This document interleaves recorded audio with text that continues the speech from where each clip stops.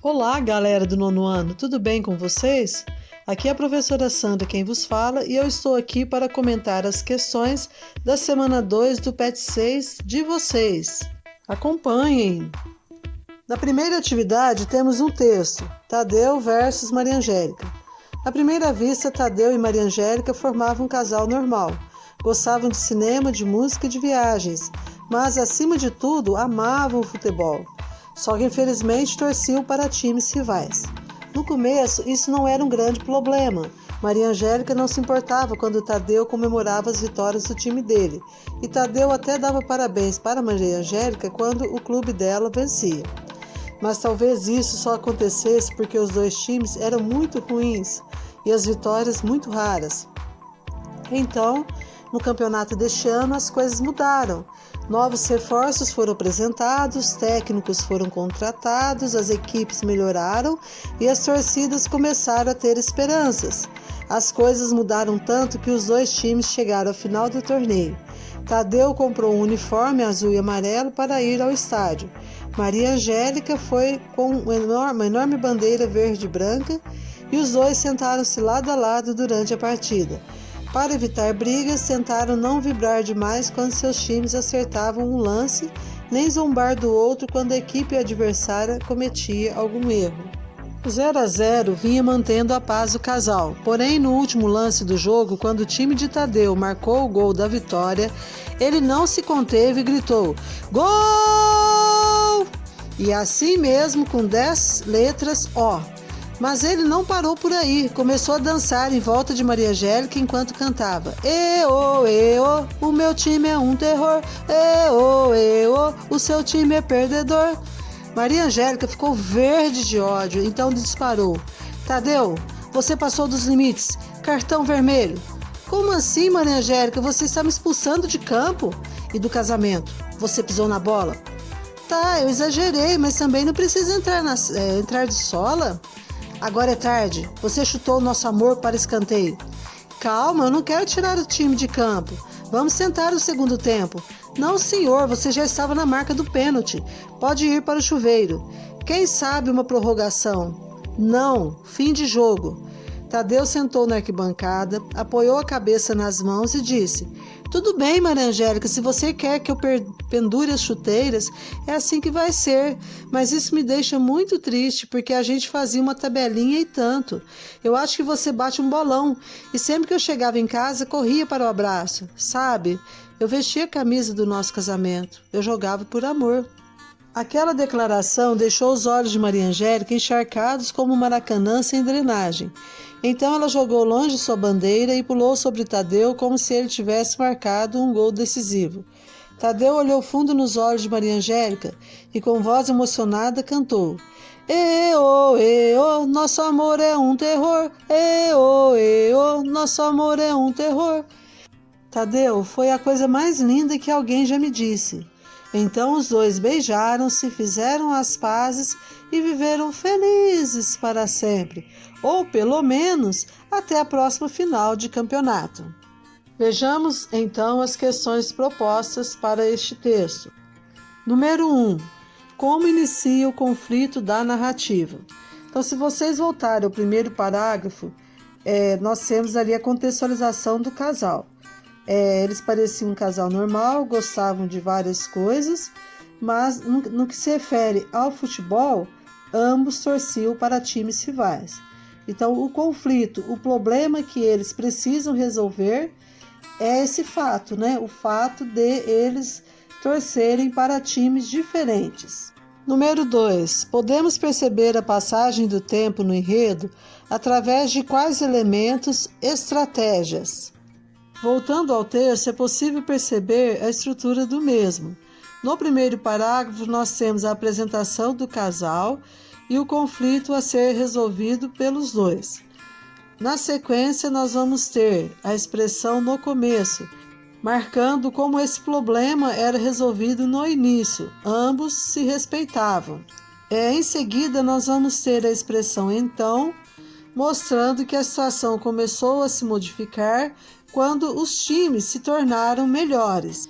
E depois nós vamos ver um outro momento em que os dois foram ao estádio para assistir a final do campeonato. Lá nós vamos ter o clímax da história e o desfecho. O clímax ocorre quando o time para o qual Tadeu torce faz um gol e ele comemora. E em seguida a namorada dele, a Maria Angélica, resolve terminar com ele. O desfecho se dá quando ele faz aquela belíssima declaração de amor e ela faz as pazes com ele. Então isso aí marca o final da história. Número 3. O vocabulário utilizado por Tadeu e Maria Angélica no texto sugere que eles são o quê? São bastante formais, são casados há pouco tempo, são fanáticos por futebol ou são um casal normal? Para vocês responderem essa questão, basta observar o diálogo entre eles, as comparações que eles fazem ao longo da conversa que eles tiveram. Número 4. Retire do texto os verbos que o narrador utiliza para anunciar a fala dos personagens. Nessa questão, portanto, basta voltar ao texto e identificar esses verbos que foram utilizados antes das falas dos personagens. Número 5. Observe os trechos abaixo e diga qual fala pertence ao narrador e qual fala é do personagem. Letra A. Para evitar brigas, tentavam não vibrar demais quando seus times acertavam um lance. Letra B. Gol. Então, pessoal, nem vou comentar essa questão porque ela é muito simples, né? Acho que vocês conseguem identificar facilmente a quem pertencem essas falas. Na segunda atividade, temos um outro texto. Acompanhe a leitura. Papos. Me disseram. Disseram-me. Hein? O correto é disseram-me, não me disseram. Eu falo como quero e te digo mais. Ou é digo-te? O quê? Digo-te que você, o te e o você não combinam. Lhe digo? Também não. O que você ia me dizer? Que você está sendo grosseiro, pedante e chato e que eu vou te partir a cara, lhe partir a cara, partir a sua cara. Como é que se diz? Partir-te a cara.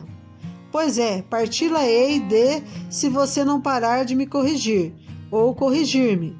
É para o seu bem. Dispenso suas correções, vê se esquece-me. Falo como bem entender. Mais uma correção e eu... O quê? O mato. Que mato?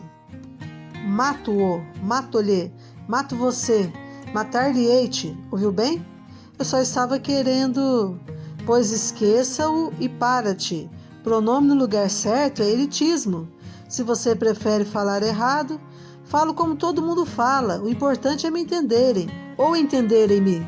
No caso, não sei. Ah, não sabe? Não o sabes? Sabes-lo, não? Esquece. Não, como esquece? Você prefere falar errado? E o certo é esquece ou esqueça? Ilumine-me. Me diga. Ensines-lo-me. Vamos? Depende. Depende. Perfeito. Não sabes. Ensinar-me-lo-ias se o soubesses, mas não sabe-os. Está bem, desculpe. Fale como quiser. Agradeço-lhe a permissão para falar errado que me dás, mas não posso mais dizer-te o que dizer-te-ia. Por quê? Porque com todo este papo esqueci-lo. Esse é um texto de Luiz Fernando Veríssimo e está no livro Comédias para se ler na escola. Vejamos as questões propostas. Número 1. O texto foi escrito em ordem direta ou indireta? Se vocês voltarem ao texto, vocês vão perceber que se trata de um diálogo entre dois personagens. Não há interferência de narrador e as falas são reproduzidas da maneira como eles disseram. Então, nós dizemos aqui que o texto foi escrito em ordem direta. Seria indireta se houvesse um narrador que reportasse ou contasse como se deu a conversa entre os personagens. Número 2. Há um narrador no texto, por quê? Então, como já falei na questão número 1, não existe um narrador. E provavelmente o autor resolveu fazer dessa forma, produzir o texto dessa forma, para conferir mais dinamicidade ao texto, mais vivacidade ao mesmo. Número 3. Qual a pontuação predominante nesse texto e por quê? Voltando ao texto, vocês perceberão que há um uso recorrente dos travessões, marcando as falas dos personagens e muitas interrogações. Então, os sinais mais frequentes nesse texto são os travessões e as interrogações. Número 4. Qual o conflito do texto? Vocês percebam que a conversa girou em torno do uso da língua, mais especificamente do uso dos pronomes na língua. Então, o conflito existe porque um corrige o outro a respeito do uso da língua e o outro defende que ele deve utilizar a língua da maneira como ele bem entende. Número 5. O texto retrata uma situação que pode ser comum. Você se identifica com a situação? Por quê? Ela soa engraçada? Por quê? Então, essa é uma resposta pessoal, mas realmente ela é uma situação muito comum. As pessoas falam de determinada maneira, as outras corrigem e algumas situações se tornam até engraçadas. Mas essa é uma resposta que vocês mesmos vão construir. Bem, pessoal, chegamos ao final de mais um vídeo. Eu espero que vocês tenham me compreendido. Se ficou alguma dúvida, vocês podem me acessar pelo chat Conexão Escola ou por meio da especialista. A vocês eu deixo uma mensagem. Quando chegar na casa chamada Prosperidade, não se acanhe com os hóspedes, cujos nomes são Andei, Lutei e Venci. Bons estudos, boa semana e fiquem todos com Deus. Um abraço e até o próximo vídeo.